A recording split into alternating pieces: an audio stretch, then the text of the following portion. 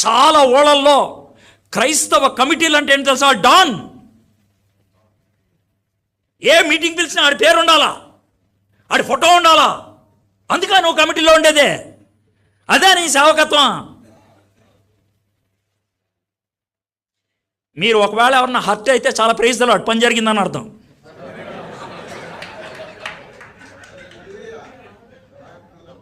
గుచ్చుకుంటే చాలా తక్కువ మంది సార్ ఇలా మాట్లాడేవాళ్ళు.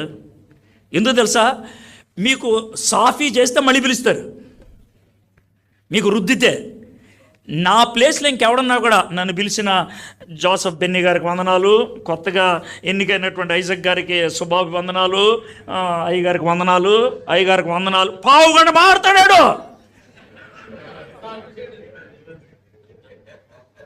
ఎవరికైనా లాభమా?